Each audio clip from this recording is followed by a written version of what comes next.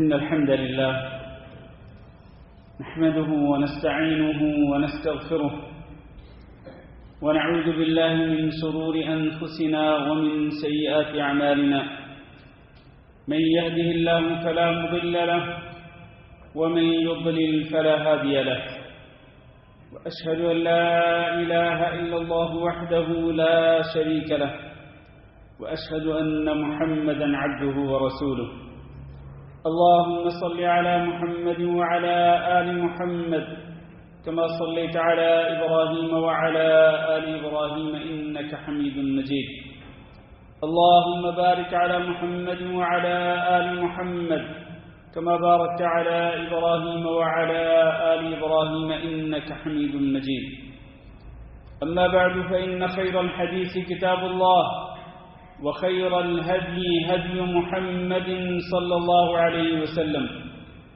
وشر الأمور محدثاتها وكل محدثة بدعة وكل بدعة ضلالة وكل ضلالة في النار أعوذ بالله من الشيطان الرجيم يا أيها الذين آمنوا اتقوا الله حق تقاته ولا تموتن إلا وأنتم مسلمون يا أيها الناس اتقوا ربكم الذي خلقكم من نفس واحدة وخلق منها زوجها وبث منهما رجالا كثيرا ونساء واتقوا الله الذي تساءلون به والأرحام إن الله كان عليكم رقيبا يا أيها الذين آمنوا اتقوا الله وقولوا قولا سديدا يصلح لكم أعمالكم ويغفر لكم ذنوبكم ومن يطع الله ورسوله فقد فاز فوزا عظيما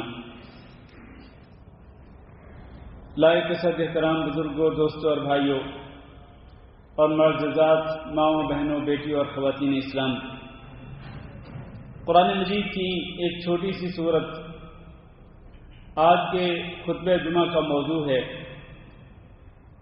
اور یہ چھوٹی سورت سورۃ الماعون ہے،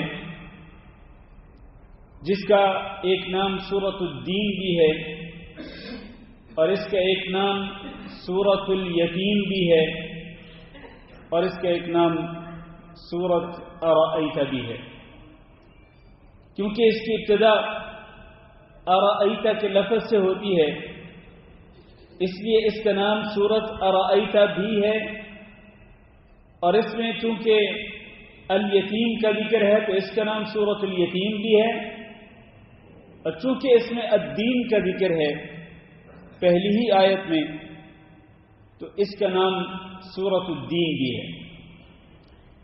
وہ چار نام اس آیت کے معروف ہیں۔ اس آیت میں اللہ رب العزت نے ڈانٹنے کے انداز میں کچھ لوگوں کا ذکر فرمایا۔ یہ کون لوگ ہیں جو اللہ رب العزت کی ڈانٹ کا شکار ہوئے اور اللہ رب العزت کی پکڑ اور اس کی گرفت کا شکار ہو سکتے ہیں اگر وہ توبہ نہیں کرتے؟ فرمایا بسم اللہ الرحمن الرحیم ارأیت الذی یکذب بالدین، کیا آپ نے دیکھا اس انسان کو جو الدین کو جھٹلاتا ہے؟ یہاں الدین سے مراد جزا ہے، بدلہ، اور جزا اور بدلے سے مراد یوم جزا یعنی بدلے کا دن ہے۔ کیا آپ نے دیکھا اس انسان کو جو یوم جزا کو یعنی قیامت کے دن کو جھٹلاتا ہے، بدلے کے دن کو جھٹلاتا ہے کہ جس دن اللہ رب العزت ہر انسان کو اس کے اعمال کے مطابق پورا بدلہ دے گا، اور کسی کے بدلے میں یا کسی کے اجر میں کمی نہیں کی جائے گی، بلکہ وہ لوگ جو اچھے عمل کرتے رہے اور جن کا خاتمہ بھی ایمان پہ ہوا، عمل صالح پہ ہوا، ان کو اللہ رب العزت نہ صرف ان کے نیک اعمال کا اچھا بدلہ دے گا بلکہ اللہ رب العزت انہیں اپنے فضل و کرم کے ساتھ بہت زیادہ عطا فرمائے گا، بدلے کے علاوہ بھی. اور جن لوگوں کا خاتمہ برے اعمال پہ ہوتا ہے اور وہ برے اعمال سے توبہ کر کے نہیں مرتے، اللہ ان کو ان کے برے اعمال کی پوری پوری سزا دے گا. جو سزا اللہ تعالی نے قرآن مجید میں ذکر فرمائی یا پھر رسول اکرم صلی اللہ علیہ وسلم نے احادیث مبارکہ کے اندر ذکر فرمائی. تو اس لیے یوم قیامت کو یوم جزا کہا جاتا ہے، بدلہ دینے کا دن. تو اللہ فرماتے ہیں کہ آپ نے دیکھا ہے اس انسان کو جو بدلے کے دن کو یوم جزا کو جھٹلاتا ہے. اور آپ جانتے ہیں کہ ہمارے ایمان کے ارکان میں سے ایک رکن ہے یوم جزا پر ایمان لانا، قیامت کے دن پہ ایمان لانا.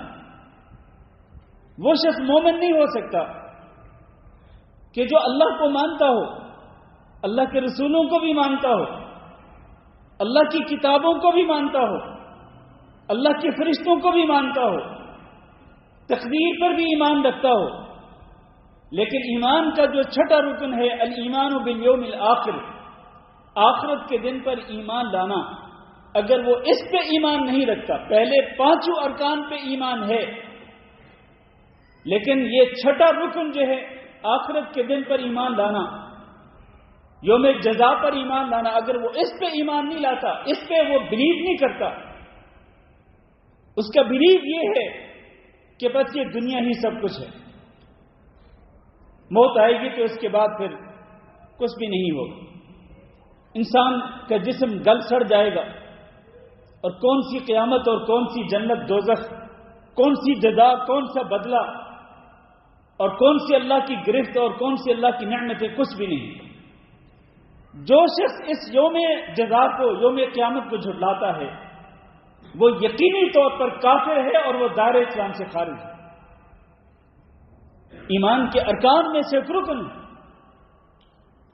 تو اللہ تعالیٰ تعجب کا اظہار بھی کر رہے ہیں اور اس میں توبیخ اور ڈانٹ بھی ہے کہ کیا آپ نے دیکھا اس شخص کو کہ جو یوم جزا کو جھٹلاتا ہے، یعنی اس کو جھٹلانا تو نہیں چاہیے لیکن وہ جھٹلاتا ہے، اور پھر چونکہ وہ یوم جزا کو قیامت کے دن کو جھٹلاتا ہے تو وہ اس کے اندر 3 برے اعمال ہیں.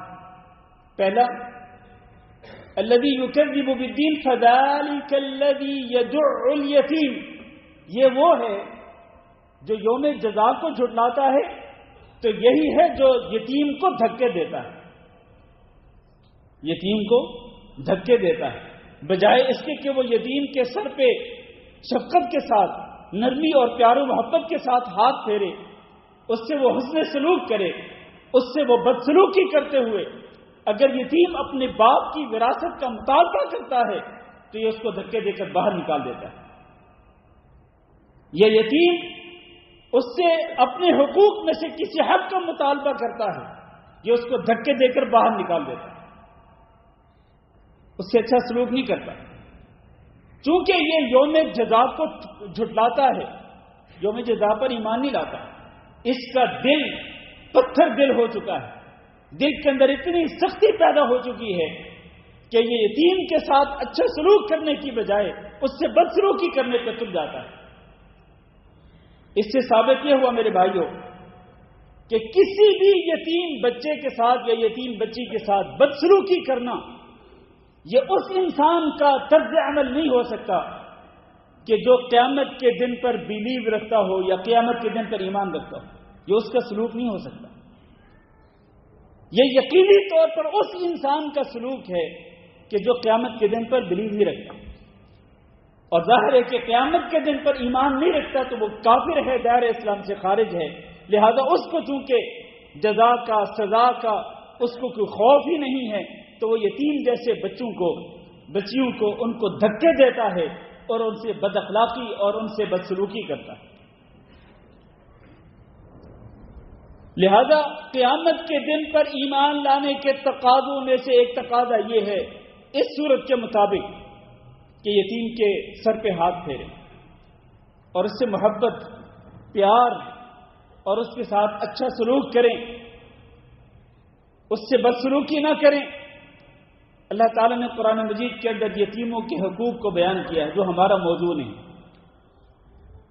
بس صرف اتنی بات کہنا چاہتا ہوں کہ اللہ تعالیٰ نے فرمایا فَأَمَّا الْيَتِيمَ فَلَا تَقْهَرْ، یتیموں پہ سختی نہیں کرنی۔ يَسْأَلُونَكَ عَنِ الْيَتَامَى قُلْ إِصْلَاحٌ لَهُمْ خَيْرٌ وَإِن تُخَالِطُوهُمْ فَإِخْوَانُكُمْ فِي الدِّينِ وَمَوَالِيكُمْ، وہ یتیم تمہارے بھائی ہیں، ان سے بھائیوں جیسا سلوک رکھو اور ان سے اپنے بچوں جیسا سلوک رکھو۔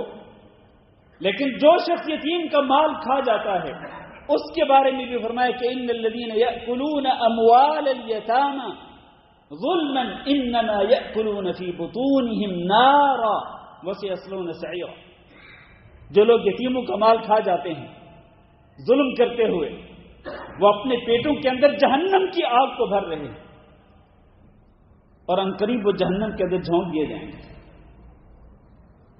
أرأيت الذي يكذب بالدين فذلك الذي يدع اليتيم، اگر تو ایمان ہے یوم جزا پر، یوم قیامت پر، تو پھر یتیم کو دھکے دینے کی بجائے اس کے ساتھ محبت اور پیار کا سلوک رکھے۔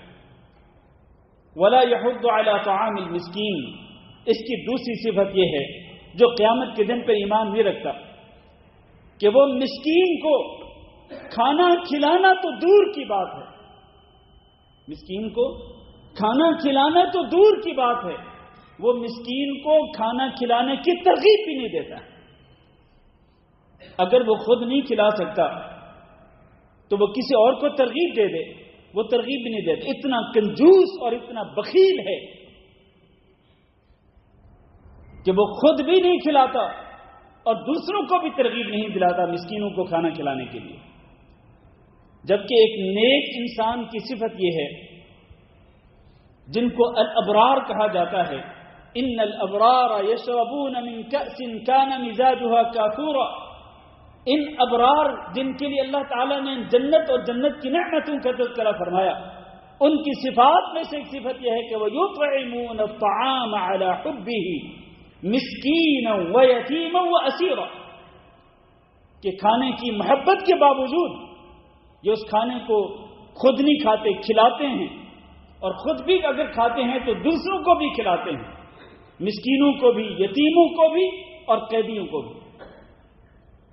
اور صرف سیلفی بنانے کے لیے نہیں، یا اس لیے نہیں کہ مجھے اپریشیٹ کیا جائے گا، میری تعریف کی جائے گی، لوگ کہیں گے فلاں بڑا سخی ہے، وہ بہت کھانا کھلاتا ہے غریبوں کو، مسکینوں کو، یتیموں کو۔ تو لوگوں کے ہاں اپنا نام کمانے کے لیے نہیں، اپنا نام مشہور کرنے کے لیے نہیں، بلکہ وہ صرف اور صرف اللہ رب العزت کی رضا کو حاصل کرنے کے لیے وہ کھانا کھلاتا ہے۔ انما نطعمکم لوجہ اللہ لا نريد منکم جزاء ولا شکورا، یہ جب کھانا کھلاتے ہیں تو یہ کہتے ہیں لا نريد منکم جزاء، ہمیں تم سے کوئی بدلہ نہیں چاہیے، ایون ہمیں تم سے کوئی شکرانے کے الفاظ بھی نہیں چاہیے۔ ہم یہ بھی نہیں سننا چاہتے کہ آپ ہمیں تھینک یو کہہ دو، شکرن کہہ دو یا شکریہ کے الفاظ ادا کر دو، نہیں، ہم یہ بھی نہیں چاہتے۔ ہم خالصتاً اللہ رب العزت کی رضا کے لیے کھانا کھلاتے ہیں۔ تو یہ تو اس کی شان ہے، اس کی صفت ہے جو کہ جنت میں جائے گا، نیک لوگوں کی صفت ہے۔ لیکن جو قیامت کے دن کو جھٹلاتا ہے، لا یحض علی طعام المسکین، وہ مسکین کو کھانا کھلانے کی ترغیب بھی نہیں دیتا۔ اس سے ثابت ہوا کہ یتیم کے ساتھ بھی حسن سلوک کرنا چاہیے اور مسکین کے ساتھ بھی اچھے سے اچھا سلوک کرنا چاہیے۔ مسکین کو اگر کھانا کھانے کی ضرورت ہے اور وہ کھانا نہیں کھا سکتا، آپ اس کو پیسے دیں یا کھانا لے کے دیں۔ اور آپ جانتے ہیں کہ رسول اکرم صلی اللہ علیہ وسلم نے ارشاد فرمایا کہ اللہ رب العزت کو جو سب سے زیادہ محبوب اعمال ہیں، سب سے زیادہ اللہ رب العزت کو جو پیارے اعمال ہیں، ان اعمال میں سے ایک عمل کیا ہے؟ کھانا کھلانا۔ او تطرد عنہ جوعا، کہ ایک بندہ بھوکا ہو، آپ اس کو کھانا کھلا کر اس کی بھوک کو ختم کر دیں، یہ عمل ان اعمال میں سے ہے جو اللہ رب العزت کو سب سے زیادہ پیارے ہیں۔ اللہ اکبر۔ ولا يحض على طعام المسكين، اور تیسری بات فویل للمصلین، پھر ہلاکت ہے، بربادی ہے ان نماز پڑھنے والوں کے لیے، الذین هم عن صلاتهم ساہون، جو اپنی نمازوں سے غافل رہتے ہیں۔ اہل علم یہ کہتے ہیں کہ نمازوں سے غافل رہنا اس کی کئی صورتیں ہیں۔ ان صورتوں میں سے ایک صورت وہ ہے جو منافقوں کے اندر تھی، اور یہاں اس کے اندر بھی منافقوں کی طرف اشارہ ہے۔ فویل للمصلین، ان نماز پڑھنے والوں کے لیے ہلاکت اور بربادی ہے۔ وہ مدینہ منورہ کے اندر جو منافق تھے وہ بھی نماز پڑھتے تھے، لیکن وہ کس لیے پڑھتے تھے؟ وہ اللہ رب العزت کو راضی کرنے کے لیے نہیں، وہ صرف لوگوں کو دکھلانے کے لیے، اہل ایمان کو دکھلانے کے لیے کہ ہم بھی مومن ہیں، ہم بھی تمہارے ساتھ نماز پڑھتے ہیں۔ اس لیے اس کے بعد آگے جو فرمایا الذین هم یراؤون، ریاکاری کرتے ہیں، دکھلاوا کرتے ہیں۔ اور سورۃ توبہ میں اللہ تعالیٰ نے فرمایا وَلَا يَأْتُونَ الصَّلَاةَ إِلَّا وَهُمْ كُسَالَىٰ وَلَا يُنْفِقُونَ إِلَّا وَهُمْ كَارِهُونَ۔ اور اسی طرح سورۃ النساء میں اللہ رب العزت نے ارشاد فرمایا يُخَادِعُونَ اللَّهَ وَإِذَا قَامُوا إِلَى الصَّلَاةِ قَامُوا كُسَالَىٰ يُرَاءُونَ النَّاسَ وَلَا يَذْكُرُونَ اللَّهَ إِلَّا قَلِيلًا۔ جب یہ منافق نماز پڑھنے کے لیے کھڑے ہوتے ہیں تو انتہائی سستی کے ساتھ کھڑے ہوتے ہیں، اور وہ بھی صرف لوگوں کو دکھلانے کے لیے، اور نماز کے اندر وہ بہت کم اللہ رب العزت کا ذکر کرتے ہیں، بس چند ٹکرے مارتے ہیں اور پھر وہ اٹھ کے چلے جاتے ہیں، چونکہ ان کا مقصد صرف دکھلاوا ہوتا ہے۔ تو یہاں فویل للمصلین الذین هم عن صلاتهم ساہون، اس سے مراد وہ منافق ہیں، یہ پہلی مراد اور اس آیت کی پہلی تفسیر، وہ منافق جو نماز تو پڑھتے ہیں لیکن ریاکاری کے لیے پڑھتے ہیں، دکھلاوے کے لیے پڑھتے ہیں، تعریف سننے کے لیے پڑھتے ہیں کہ یہ بھی نمازی ہیں۔ ایک تو یہ منافق، اور رسول اکرم صلی اللہ علیہ وسلم نے ارشاد فرمایا کہ تلک صلاۃ المنافق، وہ ایک منافق کی نماز ہے کہ جو بیٹھا رہتا ہے اپنے کمپیوٹر کے سامنے، لیپ ٹاپ کے سامنے، یا موبائل ہاتھ میں لے کر، یا وہ اپنے آفس میں بیٹھا رہتا ہے، یا اپنے دوستوں کی محفل میں بیٹھا رہتا ہے، اور یہاں تک کہ سورج جب شیطان کے دو سینگوں کے درمیان پہنچ جاتا ہے، یعنی بالکل غروب ہونے کے، سورج غروب ہونے کے بالکل قریب ہوتا ہے، وہ جلدی جلدی اٹھتا ہے، وضو کر کے نماز پڑھتا ہے، اور 4 ٹھنگے مار کر کہ جس میں وہ لا یذکر اللہ فیہا الا قلیلا، کہ جس میں وہ بہت ہی کم اللہ کا ذکر کرتا ہے، اور بڑی جلدی جلدی وہ 4 رکعتیں ٹھنگے مار کر کے پوری کرتا ہے۔ عصر کی نماز، فرمایا یہ جو نماز ہے یہ منافق کی نماز ہے، یہ منافق کی نماز ہے۔ تو یہ ان منافقوں کی طرف اشارہ ہے، فویل للمصلین، جو نمازیں پڑھتے تو ہیں لیکن نمازیں بے وقت پڑھتے ہیں، یا کبھی وقت پہ پڑھتے ہیں اور کبھی بے وقت پڑھتے ہیں۔ اور میرے بھائیوں، ان نماز پڑھنے والوں میں وہ لوگ بھی شامل ہیں کہ جو فرض نماز کے وقت دانستہ طور پر سوئے رہتے ہیں، اور وہ فرض نماز فرض نماز کے لیے اٹھتے نہیں، وہ بیدار نہیں ہوتے، وہ سوئے رہتے ہیں، اور جب ڈیوٹی کا ٹائم ہوتا ہے تو تب وہ اٹھتے ہیں، اور ہو سکتا ہے کہ وہ نماز پڑھ کر ڈیوٹی کے لیے جائیں، اور یہ بھی ہو سکتا ہے کہ بغیر نماز پڑھے ڈیوٹی کے لیے چلے جائیں۔ ایسے لوگوں کے لیے بھی اللہ تعالیٰ نے کیا کہا؟ فویل، ان کے لیے ہلاکت اور بربادی۔ بھلے یہ نماز پڑھیں لیکن بے وقت پڑھ رہے ہیں، جو وقت فجر کی نماز کا مقرر تھا یا عصر کی نماز کا مقرر تھا، اس وقت کے اندر یہ سوئے رہے اور انہوں نے بر وقت نماز ادا نہیں کی۔ ایسے نماز پڑھنے والوں کے لیے جو بے وقت نماز ادا کرتے ہیں، اللہ نے فرمایا ان کے لیے بھی ہلاکت اور بربادی۔ اور اللہ تعالیٰ نے قرآن مجید میں ارشاد فرمایا فَخَلَفَ مِن بَعْدِهِمْ خَلْفٌ أَضَاعُوا الصَّلَاةَ وَاتَّبَعُوا الشَّهَوَاتِ فَسَوْفَ يَلْقَوْنَ غَيًّا۔ انبیاء علیہم السلام کے بعد ایسے ناخلق اور نالائق لوگ آئے کہ جنہوں نے نمازوں کو ضائع کیا اور اپنی شہوتوں کے پیچھے پڑ گئے۔ فَمَا فَسَوْفَ يَلْقَوْنَ غَيًّا، ان قریب ان کو جہنم کے ایک بہت ہی نچلے گڑھے کے اندر ان کو پھینکا جائے گا۔ تو نماز کا معاملہ بہت ہی سیریس ہے میرے عزیز بھائیو. فویل للمصلین الذین هم عن صلاتهم ساہون. اور میرے بھائیو کیا آپ کو معلوم ہے کہ ایک گناہ ایسا گناہ ہے جو کہ زنا سے بھی بڑا ہے اور جو چوری کرنے سے بھی بڑا گناہ ہے، ڈاکہ زنی کرنے سے بھی بڑا گناہ ہے، شراب نوشی کرنے سے بھی بڑا گناہ ہے. میں نے کن گناہوں کے نام لیے ہیں؟ کبیرہ گناہوں کے نام لیے. زنا کاری کرنا بہت بڑا گناہ ہے، بے حیائی کا کام. اور اسی طرح چوری اور ڈاکہ زنی کرنا بہت بڑا گناہ ہے، شراب نوشی کرنا بہت بڑا گناہ ہے. ان تینوں گناہوں پر اسلام کے اندر سزائیں مقرر کی گئی. ہمارا موضوع نہیں کہ وہ سزائیں کیا ہیں، لیکن کیا آپ جانتے ہیں کہ ایک گناہ ایسا ہے جو کہ ان تینوں گناہوں سے بڑا گناہ ہے، اور وہ شرک نہیں ہے میرے بھائیوں. کہیں غلط فہمی کا شکار نہ ہونا. میں شرک کی بات نہیں کر رہا، بلکہ میں اس گناہ کا ذکر کر رہا ہوں جو کہ اللہ تعالیٰ نے یہاں سورۃ الماعون کے اندر ذکر فرمایا. اور اس گناہ سے مراد نماز کو چھوڑنا ہے. نماز کو چھوڑنا یہ زنا سے بھی بڑا گناہ ہے، اور یہ چوری اور ڈاکہ زنی کرنے سے بھی بڑا گناہ ہے، اور یہ شراب نوشی کرنے سے بھی بڑا گناہ ہے. کیا آپ تصور کر سکتے ہیں کہ یہ کتنا سنگین اور کتنا بڑا گناہ ہے؟ میں یہ بات اپنی طرف سے نہیں کہہ رہا میرے بھائیوں، یہ رسول اکرم صلی اللہ علیہ وسلم کی حدیث مبارک. فرمایا العہد الذی بیننا وبینہم ترک الصلاۃ. العہد الذی بیننا وبینہم الصلاۃ فمن ترکہا فقد کفر. یہ میرے الفاظ نہیں، میرے اور آپ کے پیارے نبی جناب محمد صلی اللہ علیہ وسلم کے الفاظ، کہ ہمارے درمیان اور ان کافروں کے درمیان جو عہد ہے وہ کیا ہے؟ وہ نماز ہے. لہذا جو شخص نماز کو چھوڑے گا اس نے کفر اختیار کیا. میرے بھائیوں، کفر بھی دو قسم کا ہوتا ہے. ایک ہوتا ہے کفر اعتقادی اور ایک ہوتا ہے کفر عملی.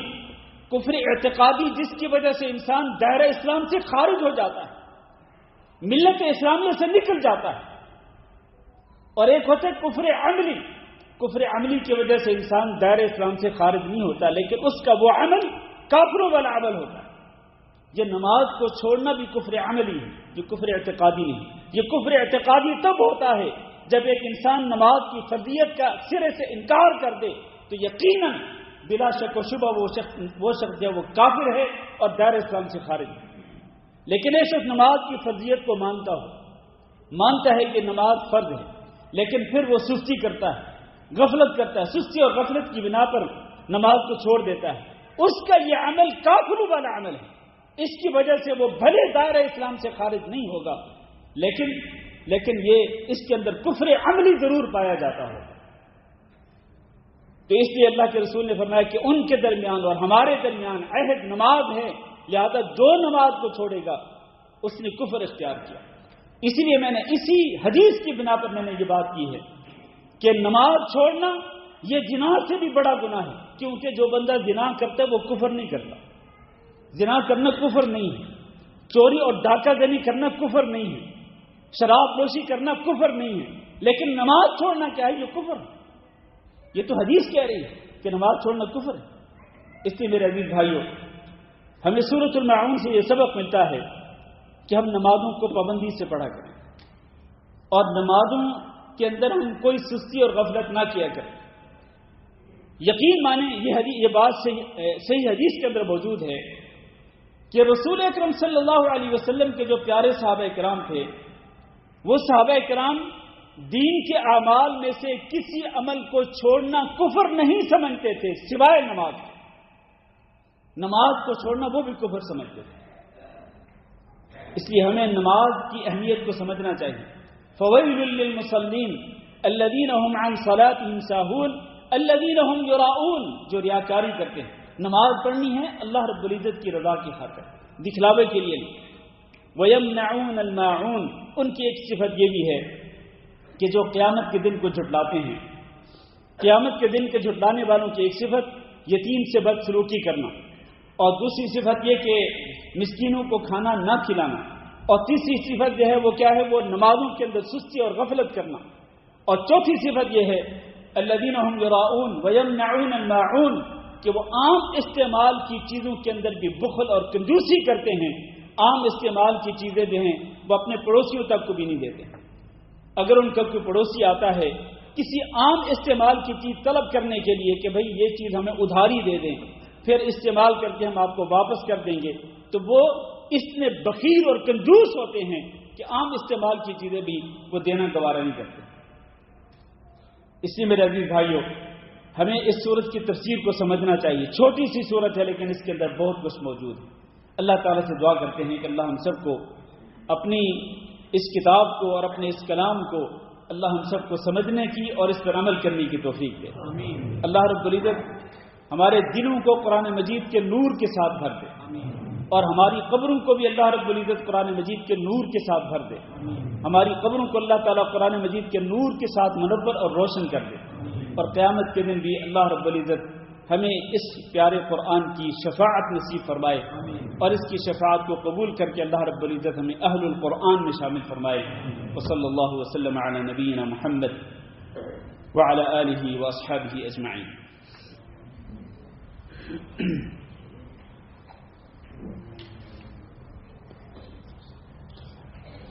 إن الحمد لله نحمده ونستعينه ونستغفره ونعوذ بالله من شرور أنفسنا ومن سيئات أعمالنا. من يهده الله فلا مضل له ومن يضلل فلا هادي له. وأشهد أن لا إله إلا الله وحده لا شريك له وأشهد أن محمدا عبده ورسوله. اللهم صل على محمد وعلى آل محمد كما صليت على إبراهيم وعلى آل إبراهيم إنك حميد مجيد. اللهم بارك على محمد وعلى آل محمد كما باركت على إبراهيم وعلى آل إبراهيم إنك حميد مجيد. أما بعد، میرے بھائی اور دوستو، یہ پانچوں نمازیں جو ہیں ان کے ویسے تو بہت زیادہ فضائل ہیں، لیکن ان فضائل میں سے ایک فضیلت یہ ہے کہ پانچوں نمازیں، ان نمازوں کے درمیان ہونے والے جو گناہ ہوتے ہیں، یہ نمازیں ان گناہوں کے لیے کفارہ بن جاتی ہیں اور گناہوں کی معافی کا ذریعہ بن جاتی ہیں، گناہوں کی صفائی کا ذریعہ بن جاتی ہیں.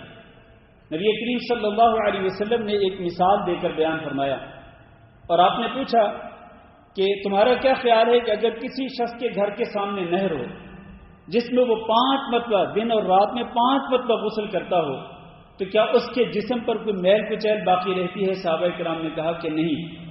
تو اللہ کے رسول صلی اللہ علیہ وسلم نے فرمایا بالکل اسی طرح سے یہ پانچوں نمازوں کا معاملہ ہے.